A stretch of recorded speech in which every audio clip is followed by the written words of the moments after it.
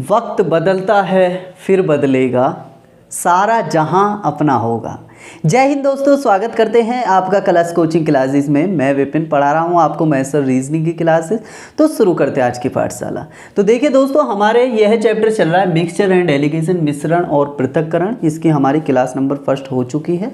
आज हमारी class number 2 होगी। जैसा कि आपको भी पता है वो हमारी रेगुलर क्लासेस होती हैं, ठीक है। तो इस चैप्टर की जिसने भी क्लास नहीं देखी है वह क्लास जाकर देख सकता है। डिस्क्रिप्शन बॉक्स में आपको लिंक इस क्लास की मिल जाएगी, ठीक है। उम्मीद करता हूँ चीज़ें आपको अच्छे तरीके से समझ में आ रही हैं। तो ज़्यादा टाइम वेस्ट ना करते हुए आज की क्लास का पहला क्वेश्चन देखते हैं। क्वेश्चन नॉर्मल जो कल कंसेप्ट किए थे हमारा वही होने वाले हैं, ठीक है। तो देखते हैं पहला क्वेश्चन। पहला क्वेश्चन कहता है कि 5 किलोग्राम बढ़िया चावल को 25 किलोग्राम घटिया चावल के साथ मिलाया जाता है। बढ़िया चावल तथा घटिया चावल की कीमत क्रमशः ₹18 तथा ₹12 है। मिश्रण का औसत मूल्य ज्ञात कीजिए। ऑप्शन हो जाएंगे हमारे 13, 15, 18 और 21। तो देखिए कितना बेहतरीन क्वेश्चन है भाई। 2 तरीके के हमारे पास में चावल हैं। एक बढ़िया चावल है, एक घटिया चावल है। 18 रुपये प्रति किलो है और 12 रुपये प्रति किलो है। भाई बढ़िया जो चावल है वो तो ऑफिशियली आप भी जानते हैं ज़्यादा रुपये प्रति किलो होगा। एक बढ़िया चावल है, एक घटिया चावल है। घटिया चावल जो है 12 रुपये प्रति किलो है। ज़्यादा ही मंदे वाले चावल हैं, आपको भी पता है, ठीक है। अगर मैं बात करूं तो हमने बढ़िया वाला चावल जो लिया है वो 5 किलोग्राम बढ़िया चावल को 25 किलोग्राम घटिया चावल के साथ में लिया है, ठीक है। तो इसका मतलब मैं यह कह सकता हूं कि अगर मेरा अनुपात 5:25 है तो इसमें कोई बुराई वाली बात नहीं है, ठीक है। तो हमें दोनों को मिक्स करने के बाद में जो ये वाला जो रेशो निकल कर आएगा ये वाली हमें वैल्यू चाहिए। अगर मैं ऑप्शन की बात करूं तो ऑप्शन आपके सामने है 13, 15, 18 और 21। 13, 15, 18 और 21, ठीक है। 13, 15, 18 और 21, ठीक है। तो आप देखेंगे भाई कि हमारा कौन सा ऑप्शन हमारा करेक्ट होगा। तो आपको भी पता है हमने कैसे क्वेश्चन ऐसे करने स्टार्ट किए थे कि हम नॉर्मल सी चीज़ है, हमारे ये वाली वैल्यू ये दी हुई है तो हम ऑप्शन रख के देखते हैं, ठीक है। तो पहला ऑप्शन क्या हो जाएगा हमारा? पहला ऑप्शन हम 13 रख के देखते हैं। क्या 13 आता है? 13 आता है तो आप कहेंगे सर अगर मैं यहाँ पर 13 रख दूँ, अगर मैं यहाँ पर 13 रख दूँ तो मेरा जो ये है ये अनुपात 1:5 के अनुपात में है, ठीक है। ये अनुपात 1:5 के अनुपात में है। मतलब कि 18 में से 13 चले जाएंगे तो 5 बचेंगे और 13 में से 12 चले जाएंगे तो 1 बचेगा। इसका मतलब 1:5। तो पहली बार में भी जो हमारा फ्लूक लगा है, फ्लूक मतलब तुक्का, तुक्का नहीं कहेंगे, यही भी कंसेप्ट है भाई। नॉर्मल सी बात है। बीच वाली वैल्यू हमें पूछिए जो दोनों का औसत है वह हमसे पूछा है और उसकी वैल्यू हमें दी हुई है तो हम ऑप्शन से भी जा सकते हैं। नॉर्मल सी बात है, उसमें कोई दिक्कत वाली बात नहीं है। 5 और 25 के अनुपात में दिए हुए थे। हमने देखा कि 1:5 में चीज़ें हैं और 18 और 12 में दी हुई थी। तो हमने जैसे ही चीज़ें की और इसका एक कंसेप्ट था, हमें पता था क्या होता है कि बीच वाली जो वैल्यू होती है वो ऐसी वैल्यू होती है जो कि 1 से छोटी और 1 से बड़ी वैल्यू होती है, ठीक है। उम्मीद करता हूँ चीज़ें यहाँ तक आपको समझ में आई हैं। नॉर्मल सा क्वेश्चन था, क्वेश्चन में कुछ करना नहीं था, है ना। तो बढ़ेंगे अगले क्वेश्चन की तरफ। अगले क्वेश्चन की तरफ बढ़ेंगे। बहुत ही प्यारे प्यारे से क्वेश्चन लेने वाले हैं, ठीक है। तो अगले क्वेश्चन की बात करते हैं भाई। 16 लीटर वाइन को 5 लीटर पानी के साथ मिलाया जाता है। 16 लीटर वाइन है, बड़े खुश हो रहे हो गए हैं ना आप तो सुन के सभी लोग। 16 लीटर वाइन को 5 लीटर पानी के साथ में मिलाया जाता है। वाइन की कीमत 12 रुपये प्रति लीटर तथा पानी का कीमत जो है वो 33 रुपये प्रति लीटर है। तो मिश्रण को औसत कीमत प्रति लीटर में ज्ञात कीजिए। 16 और 5 में दिया हुआ है और वाइन की कीमत 12 और 33 है। अगर मैं बात करूं भाई वाइन की कीमत एक काम करते हैं, वी लिख लेते हैं, वाइन है ना, वाइन एंड वाटर, ठीक है। वाइन एंड वाटर की बात कर रहे हैं। 12 रुपये प्रति लीटर और 33 रुपये प्रति लीटर है भाई। 12 रुपये प्रति लीटर और 33 रुपये प्रति लीटर है। अगर मैं बात करूं वाइन कितनी है हमारे पास में, तो वाइन है हमारे पास में 16। वाइन है हमारे पास में कितनी? 16। और ये कितना है? तो आप कहेंगे सर यह है हमारा 5। तो हमें जो बीच वाली वैल्यू है वही हमें निकालनी है। तो क्वेश्चन में कुछ करना ही नहीं है, पहले हम ऑप्शन की तरफ जाएंगे। ऑप्शन 15, 17, 23 और 27 दिए हुए हैं। कौन से? 15, 17, 23 और 27 दिए हुए हैं। मैं 2 सेकंड के लिए क्वेश्चन से अलग हट जाता हूँ, आप मुझे क्वेश्चन को करके दिखाएंगे कि क्वेश्चन वास्तव में है क्या। ठीक है, क्वेश्चन वास्तव में है क्या, मैं क्वेश्चन को करके दिखाएंगे। तो क्वेश्चन में क्या है कि भाई हमारे पास में 12 लीटर वाइन है, 12 रुपये प्रति लीटर की वाइन है, 33 रुपये प्रति लीटर का वाटर है, जिसमें हमने वाइन 16 लीटर है और 5 लीटर वाटर को एक दूसरे से मिक्स करना है। तो बीच वाली जो वैल्यू है वह हमें ज्ञात करनी है, जिसके ऑप्शन दिए हैं, ए ऑप्शन 15 है, बी ऑप्शन 17 है, सी ऑप्शन 23 है और डी ऑप्शन है 27। ठीक है, तो पहले ऑप्शन की बात करते हैं। भाई पहला ऑप्शन रख के देखते हैं क्या पहला ऑप्शन आता है। तो आप कहेंगे सर 15 जैसे ही हमने रखा तो एक कंडीशन तो फुलफिल होगी कि जो बीच वाली वैल्यू है वो इससे छोटी है तथा इससे बड़ी है, पक्की बात। 33 में से जैसे ही 15 जाएंगे तो आप कहेंगे सर 33 में से 15 जाएंगे तो हमारे पास में 18 बचेंगे। कितने बचेंगे? 18 बचेंगे। और 15 में से 12 जाएंगे तो 3 बचेंगे। अगर मैं इसे काटूं 3 एकम 3, 3 छिक्के 18, क्या यह आता है 6 एकम 6, 6 अनुपात 1 का आ रहा है, लेकिन हमारे पास में 16 अनुपात 5 है। सर इसका मतलब जो हमारे पास में क्या है, हमारे पास में जो वैल्यू है 15 वो तो बिल्कुल गलत है, 15 तो इसका आंसर होगा नहीं। ठीक है, 17 की बात करते हैं, 17 को रख कर देखते हैं। भाई 15 की जगह जैसे ही हमने 17 रखा, क्या यह कंडीशन फुलफिल है? भाई इससे छोटी है और इससे बड़ी है, बिल्कुल सही बात है। अगर 33 में से 17 चले जाएंगे तो आप कहेंगे सर 16 बचता है, बिल्कुल सही है। और 17 में से जैसे ही 12 चले जाएंगे तो 5 बचता है, इसका मतलब जो हमारी वैल्यू है वह 17 है। ठीक है, उम्मीद करता हूँ चीज़ें आपको समझ में आई। हमसे पूछा क्या था कि मिश्रण की औसत कीमत प्रति लीटर में ज्ञात कीजिए। तो मिश्रण की जो औसत कीमत है वह 17 रुपये प्रति लीटर है। उम्मीद करता हूँ क्वेश्चन आपको प्रॉपर तरीके से समझ में आया। नॉर्मल से क्वेश्चन है, यह कंसेप्ट हमने कल भी किया था तो आपको बड़ा मजा आ रखा होगा, लेकिन क्वेश्चन के लेवल को धीरे धीरे बढ़ाएंगे, दिक्कत मत लीजिए। कल तो हमने क्लास थोड़ी सी लंबी हो गई थी तो इसलिए ये वाले क्वेश्चन मेरे को कल ही क्लास में बताने थे, लेकिन हमारा क्या है कि हम क्वेश्चन से ज़्यादा क्वेश्चन बेशक 5 हों लेकिन समझाने पर थोड़ा सा ज़्यादा गौर रहता है तो समय खिंच ही जाता है। ठीक है, अगले क्वेश्चन की बात करते हैं कि भुवनेश 30 मिनट तक 25 किलोमीटर प्रति घंटे की चाल से और अगले 20 मिनट तक वह 40 किलोमीटर प्रति घंटे की चाल से यात्रा करता है, तो औसत चाल ज्ञात कीजिए। देखिए कितना प्यारा सा क्वेश्चन है। इसमें आपको एक बेसिक कंसेप्ट भी ध्यान रखना होगा जो कि मैंने पहली क्लास में आपको बताया है, और जिसने भी क्लास नहीं देखी हो कृपया करके आप पहली क्लास देख कर आएंगे प्रभु, क्योंकि उससे ही चीज़ें यहाँ पर समझ में आनी हैं। ठीक है भाई, भुवनेश ने कहा, भुवनेश है जो कि 30 मिनट तक 25 किलोमीटर प्रति घंटे की चाल से 25 किलोमीटर प्रति घंटे की चाल से 25 किलोमीटर प्रति घंटे की चाल से, और अगले की बात करते हैं वह 20 किलोमीटर प्रति घंटे की चाल से चलता है। ठीक है, भुवनेश 30 मिनट तक 25 किलोमीटर प्रति घंटे की चाल से, यह कितने मिनट तक? 30 मिनट तक। ठीक है, और अगले 20 मिनट तक वह 20 किलोमीटर प्रति घंटे की चाल से चलता है। 20 मिनट तक वह 40 किलोमीटर प्रति घंटे की चाल से चलता है। कितने? 40 किलोमीटर प्रति घंटे की चाल से चलता है। 40 किलोमीटर प्रति घंटे की चाल से चलता है। तो औसत चाल हमें ज्ञात करनी है, औसत चाल हमें ज्ञात करनी है। अब आप मुझे एक बात बताइए भाई, ये वाली जो जैसे ही मैंने वैल्यू यहाँ पर रखी तो यह समय की वैल्यू ही क्यों रखी? अब मुझे आप एक बात बताइए, जो पहली क्लास लेकर आएगा उसे प्रॉपर तरीके से पता है कि आप कहेंगे सर जैसे ही हमारी चाल बराबर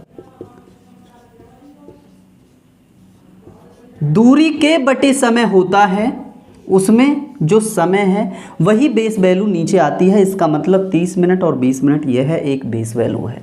ठीक है, यह एक बेस वैल्यू है। अगर मैं 0 से 0 हटाना चाहूँ तो बिल्कुल हटा सकते हैं। 3:2 के अनुपात में हमें वैल्यू चाहिए। अगर हम ऑप्शन की बात करें तो ऑप्शन 25, 30, 31 और none of the above. 25, 30, 31, NOTA लिख लेते हैं, NOTA, none of the above, है ना। लिख क्या लेते हैं? यही तो होता है NOTA, NOTA, none of the above, है ना। ओके, 25 की बात करते हैं। जैसे ही हमने 25 रखा तो ये इसके बराबर है, इसका मतलब यह हमारा कोई कंसेप्ट नहीं होता, तो 25 तो इसका आंसर नहीं होगा, इसका मतलब इसे काट दो। ठीक है, 30 रख के देखते हैं। 1 से छोटी है, 1 से बड़ी है, बिल्कुल सही बात है। अगर निकाल के देखें तो 40 में से 30 चले जाएंगे सर 10, और 30 में से 25 जाएंगे 5, तो अगर मैं अनुपात की बात करूं तो 2 अनुपात में 1 आएगा, जो कि हमारा रियल अनुपात कितना है 3:2। इसका मतलब 30 भी हमारा आंसर नहीं है। ठीक है, स्पीड में तो नहीं जा रहा भाई, सेम क्वेश्चन चल रहे हैं, इसलिए थोड़ा सा स्पीड में लेना पड़ रहा है ना, कि हम इस टाइप से क्वेश्चन को देख के आगे बढ़ें, है ना।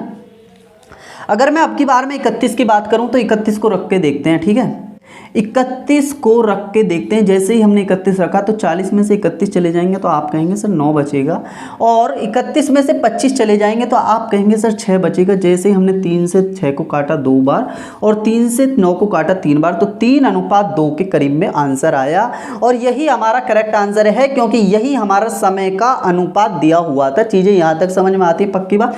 तो मैं आंसर क्या लिख सकता हूँ, वह हमारा 31 जो है वो हमारा प्रॉपर तरीके से आंसर है, वह हमारा प्रॉपर तरीके से आंसर है। बड़े छोटे छोटे से सवाल हैं, कितना मज़ा आ रखा है ना। ओके, बढ़ते हैं अगले क्वेश्चंस की तरफ। ठीक है, अगले क्वेश्चन की तरफ बढ़ते हैं, दिक्कत मत लीजिए बिल्कुल भी, बढ़ेंगे, टेंशन मत लीजिए, अच्छे क्वेश्चन आएंगे, है ना। बड़ा मज़ा सा आ रखा होगा आपको वैसे। ओके, देखिए क्वेश्चन ने कहा कि एक दूध वाले के पास 2 प्रकार के दूध हैं। पहले कंटेनर में 80% दूध है तथा दूसरे कंटेनर में 60% दूध है।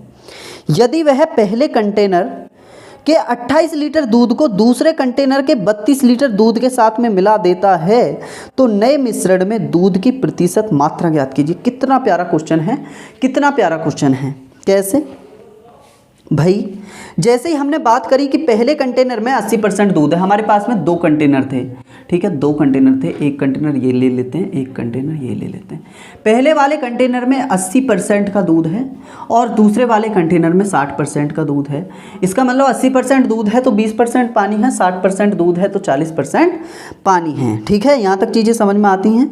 यदि वह पहले कंटेनर के 28 लीटर दूध को 28 लीटर दूध को, भाई बेस वैल्यू तो होती है 28 लीटर दूध को, वह कितने के अनुपात में 32 लीटर दूध के साथ में मिला देता है।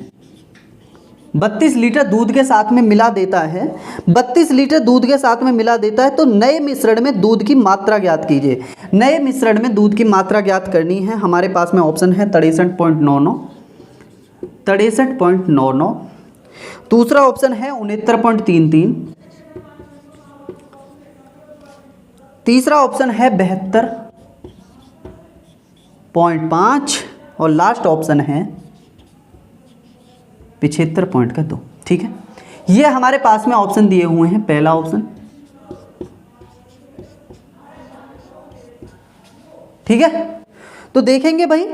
अब आप कहेंगे सर जी इसमें से हमें एक वैल्यू चाहिए जो कि हमारी यहाँ पर आएगी। अगर मैं छोटी सी बटरफ्लाई की स्ट्रक्चर बनाऊँ तो ये वैल्यू यहाँ पर आएगी।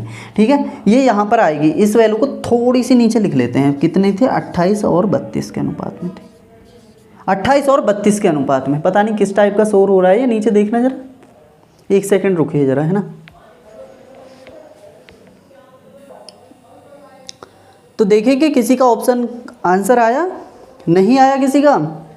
अच्छा, थोड़ा हार्ड हो गया, वैल्यू थोड़ी सी हार्ड है, मान सकता हूँ। ठीक है, अगर मैं यहाँ पर बात करूँ तो यह जो वैल्यू होती है वह होती है दोस्तों, वह होती है 63 सही 99/100, 99/100 लिख सकते हैं, है ना। 99/100 लिख सकते हैं, 63 सही 99/100। अगर मैं इसकी बात करूँ 3/33, है ना, 3/33, 3 99, 3/3 कुछ इस टाइप से समथिंग आएगा। अगर मैं इसकी बात करूं तो 69 सही वह 1/3 आएगा, 69 सही 1/3 आएगा। ठीक है, 33 3 99, 3/3 आएगा। हाँ, इतने ही आएगा, 63 69। ठीक है, इस टाइप से वैल्यू आएंगे। अगर मैं दूसरी वाली वैल्यू को बात करूं, दूसरी थोड़ी सी नज़दीक वैल्यू ले लेते हैं, तो वह देखेंगे भाई 69 सही 1/3 जैसे ही हमने लिखा, 69 सही 1/3 जैसे ही हमने लिखा तो हमें पता लगी कि 80 से यह वैल्यू छोटी है, पक्की बात है, और 60 से यह वैल्यू बड़ी है। ठीक है, 80 से यह वैल्यू छोटी है और 60 से यह वैल्यू बड़ी है। अगर मैं यहाँ पर बात करके देखूँ, अगर मैं आपसे पूछूं कि भाई 69 सही 1/3 में से 60% घटाइए, 69 सही 1/3 में से, यह परसेंट में है सारी की सारी वैल्यू, 69 सही 1/3 में से 60% घटाइए, तो आप कहेंगे सर जी 69 सही 1/3 में से 60% नॉर्मल निकालना है, तो हमारे पास में जो बचेगा वो बचेगा भैया 9 सही 1/3। ठीक है, यहाँ तक चीज़ें समझ में आती हैं। अगर मैं इधर की बात करूँ तो 80 माइनस 69 सही 1/3 आएगा। तो अगर मैं इसमें से बात करूं तो यह आएगा 10 सही 2/3। 10 सही 2/3। क्या सर यह रट्टा लगाया हुआ है? नहीं नहीं नहीं, है ना, रट्टा नहीं लगाते भाई। इसका कंसेप्ट मैंने बहुत पहले क्लासेस में समझा चुके हैं कि इसका कंसेप्ट क्या होता है। मैं थोड़ा सा यहाँ पर लिख देता हूँ, हल्की सी जगह कम है, हल्की सी जगह कम है। एक काम करते हैं, इस ऑप्शन को मिटा देते हैं। ठीक है, इस ऑप्शन को मिटा देते हैं। इसका जो मैं माइनस करते हैं, माइनस इस टाइप से करते हैं कि 80 माइनस जैसे ही ये वाली वैल्यू है इसका 1 प्लस करके इसमें से घटाओ 70। और सही के, अगर मैं सही की बात करूं, सही की बात करूं तो यहाँ पर आप कर सकते हैं क्या, यहाँ पर आप कर सकते हैं कि 3 में से 1 को घटाओ 2/3। ठीक है, अगर मैं यहाँ पर लिखना चाहूँ कि 10 सही 2/3, इस टाइप से चीज़ें आती हैं। यह मैंने पहले आपको सिखाया है, लेकिन अगर आप ऐसे नहीं करते तो आप एलसीएम लेकर भी कर सकते हैं कि 69 3 6 3 18 180 9 3 27, ये हो जाएंगे 207 208/3, है ना। इस टाइप से भी कर सकते हैं, लेकिन हमारा 10 सही 2/3 आता है, 10 सही 2/3 आता है। अगर मैं इन दोनों वैल्यू को हटा दूँ, ठीक है, अगर मैं आपसे कहूँ कि 9 3 27 और 1 28/3 यहाँ पर आएगा, 28 सही 9 3 27 और 1 28/3 यहाँ पर आएगा, 10 3 30 और 2 32/3 यहाँ पर आएगा सर। 28/3 यहाँ पर आएगा, 32/3 यहाँ पर आएगा। अगर मैं 3 से काट दूँ तो यही मेरा 28 और 32 में हमको मिलाना था। उम्मीद करता हूँ चीज़ें आपको समझ में आई, आपको नॉर्मल सी चीज़ें थी, लेकिन थोड़ी सी हार्ड पड़ी होगी क्योंकि कैलकुलेशन थोड़ी सी ऐसे दी हुई है भाई। अगर मैं दोबारा से आपके सामने दोहरान करूँ तो हमारे पास में कंटेनर थे, पहले कंटेनर में 80% दूध था, दूसरे कंटेनर में 60% दूध था। उसके बाद में हमसे कहा गया कि दोनों कंटेनरों में जो लीटर प्रति मात्रा है वह 28 और 32 की है। 28 और 32 की हमें दी हुई थी। उसके बाद में ये ऑप्शन दिए हुए थे, हमने पहला ऑप्शन इग्नोर मारा, हमने दूसरा ऑप्शन चेक करा। जैसे ही हमने दूसरा ऑप्शन चेक करा तो इसकी वैल्यू जो होती है वह होती है 69 सही 1/3। 69 सही 1/3 जैसे ही हमने यहाँ पर लगाया तो हमने कहा कि भाई 80 से 69 सही 1/3 हमने जैसे ही यहाँ पर घटाया तो घटाकर आपको दिखाया भी मैंने, वह बचेगा 10 सही 2/3। ठीक है, उसके बाद में 69 सही 1/3% में से मैंने 60% निकाला तो वो बचेगा 9 सही 1/3। और उसके बाद में भैया जैसे ही हमने ये कैलकुलेशन की 9 3 27 1 28/3 और ये हो जाएगा 10 3 30 और 2 32/3, 3 से 3 काट दिया तो यह 28 और 32 के अनुपात में चीज़ें आती हैं। उम्मीद करता हूँ क्वेश्चन आपको प्रॉपर तरीके से समझ में आया। ऑप्शन नंबर 2 आपका करेक्ट आंसर हो जाएगा इस टाइप के सवाल में। ठीक है भाई, ये जो कंसेप्ट है ना इसमें क्या करेगा वो थोड़ा सा वैल्यू को इधर उधर करेगा, उसमें ही खेलेगा, वरना कंसेप्ट में ऐसा कुछ है नहीं। क्योंकि आप भी देख रहे होंगे कंसेप्ट बड़ा नॉर्मल सा है ना, तो इसकी तरफ नहीं जाएंगे। अब अगले क्वेश्चन की बात करते हैं, है ना। अगला क्वेश्चन बड़ा प्यारा सा है और आप मोस्ट इंपॉर्टेंट उस क्वेश्चन को लिख सकते हैं कि मेरे को तो बड़ा अच्छा लगता है ये वाला क्वेश्चन कराने में, है ना, कराने में बड़ा अच्छा सा लगता है, पढ़ने में बड़ा प्यारा सा लगता है। कि क्वेश्चन ने कहा कि भुवनेश ने 10 घंटे में 150 किलोमीटर की दूरी तय की, 10 घंटे में 150 किलोमीटर की दूरी तय की। अपनी यात्रा का पहला भाग उसने कार से तय किया तथा बाद में उसने रिक्शे से यात्रा की। कार तथा रिक्शा की गति क्रम से 20 किलोमीटर प्रति घंटा तथा 12 किलोमीटर प्रति घंटा है। ठीक है, 12 किलोमीटर प्रति घंटा है। तो कार से तय की गई दूरी तथा रिक्शे से तय की गई दूरी का अनुपात ज्ञात कीजिए। अब मैं आपके सामने एक चीज़ रखता हूँ भाई, उसने 20 किलोमीटर प्रति घंटा और 12 किलोमीटर प्रति घंटे की चाल से वह चला है। अगर मैं कार और रिक्शे की बात करूं, ठीक है, 20 किलोमीटर प्रति घंटे और 12 किलोमीटर प्रति घंटे की चाल से वह चला है। ठीक है, 12 किलोमीटर प्रति घंटे की चाल से चला है। लेकिन स्टार्टिंग की आप लाइन नहीं भूलेंगे। लाइन में कहा गया है कि भुवनेश ने 10 घंटे में 150 किलोमीटर की दूरी तय की है। भाई पहली वाली जो लाइन है 10 घंटे में 150 किलोमीटर की दूरी तय की है, यहाँ पर कुछ भी यह नहीं खोला गया है कि उसने पूरी दूरी कार से तय की गई है या पूरी दूरी रिक्शे से तय की गई है। वह चीज़ हमें बाद में बोली गई है। इसका मतलब अगर मैं इधर कार की जो दूरी है और चाल है 20 किलोमीटर प्रति घंटा है, और इधर रिक्शे से अगर मैं बात करूं यह आर है, तो आर 12 किलोमीटर प्रति घंटे की चाल है। अगर मैं इधर बात करूं कि 150 किलोमीटर की दूरी को मैं 10 घंटे में चलूं तो वह 15 किलोमीटर पर आर हो जाएगी, और यही हमारी औसत दूरी है सर, औसत दूरी है, और औसत दूरी का मतलब है 15 किलोमीटर पर आवर। क्या सर यह कंडीशन को फुलफिल कर रही है? बिल्कुल सर। 15 जो है 12 से बड़ी है, 20 से छोटी है। यह वैल्यू ऐसी होती है जो कि एक वैल्यू से छोटी होती है, एक वैल्यू से बड़ी होती है। ठीक है, अगर मैं आपसे पूछूं कि ये वाला जो अनुपात आएगा वो किस चीज़ का आएगा, तो आपने बड़ा बेसिक अगर अच्छे से सीखा होगा तो आपको प्रॉपर तरीके से पता होगा कि यह वाला जो अनुपात आता है वो हमेशा बेस का होता है, और बेस बराबर होता है चाल बराबर दूरी बटे समय। और चाल में बेस क्या होता है भैया? तो वो होता है टाइम होता है ना, पक्की बात। अगर मैं इधर टाइम लिख दूं तो आपको बड़े अच्छे से स्वेच्छा अनुसार चीज़ें अच्छे तरीके से समझ में आएंगी। यह टाइम का अनुपात आएगा तो 15 में से 12 चले जाएंगे वह हो जाएगा 3, और 20 में से 15 चले जाएंगे तो वह हो जाएगा 5। ठीक है, तो समय का अनुपात 3 घंटे और 5 घंटे आया। ठीक है, 3 घंटे और 5 घंटे आया। यह टाइम का ही अनुपात क्यों हुआ? क्योंकि मैंने कल आपको प्रॉपर तरीके से चीज़ें समझा दी थी। ठीक है, उसके बाद में क्वेश्चन ने पूछा है कि कार से तय की गई दूरी तथा रिक्शे से तय की गई दूरी ज्ञात कीजिए। अब आप मुझे एक बात बताएंगे कि डिस्टेंस बराबर क्या होता है? डिस्टेंस बराबर होता है स्पीड इनटू टाइम। ठीक है, डिस्टेंस बराबर स्पीड इनटू टाइम होता है। अगर मैं आपसे कहूं कि भैया मेरे को कार की डिस्टेंस निकालनी है, कार द्वारा चली गई दूरी निकालनी है, तो आप कहेंगे सर जी कार की जो चाल है वो मेरी 20 किलोमीटर प्रति घंटा है, क्योंकि ये स्पीड इधर लेके आनी है। और टाइम कितना आया है? तो टाइम 3 घंटे आया है, 3 घंटे आया है, तो इसका मतलब 3, इसका मतलब कार से जो चली गई दूरी है वह 60 किलोमीटर है। अगर मैं इसी टाइप से रिक्शे की निकालने की बात करूं तो रिक्शा बराबर स्पीड कितनी है? 12 किलोमीटर प्रति घंटा, और कितने घंटे में दूरी तय करी है? वह 5 घंटे में। तो इसका मतलब रिक्शे द्वारा भी 60 किलोमीटर दूरी तय की गई है। ठीक है, रिक्शे द्वारा भी 60 किलोमीटर दूरी तय की गई है। अब हमसे कहा है कि कार और रिक्शे के द्वारा तय की गई दूरी का अनुपात ज्ञात कीजिए। तो यह 60 किलोमीटर प्रति घंटा है और यह भी 60 किलोमीटर प्रति घंटा है। इसका मतलब 1:1 इसका आंसर होगा। ठीक है भाई, 60 से 60 कट जाएगा, 1:1 होगा। उसने पूछा कि कार और रिक्शे के द्वारा चली गई दूरी का अनुपात ज्ञात कीजिए। तो ऑप्शन में था 2:3, 4:5, 1:1, नन ऑफ दीज। तो 1:1 आपका करेक्ट आंसर होगा। उम्मीद करता हूँ चीज़ें आपको प्रॉपर तरीके से समझ में आई। बहुत ही प्यारा सा क्वेश्चन है, दोबारा से आप दोहरान करेंगे। ठीक है, मैं बोर्ड से हट जाता हूँ। ठीक है, बोर्ड से मैं हट जाता हूँ और बहुत ही प्यारा सा क्वेश्चन है, दोबारा से आप अच्छे तरीके से इस क्वेश्चन को दोहरान करने वाले हैं।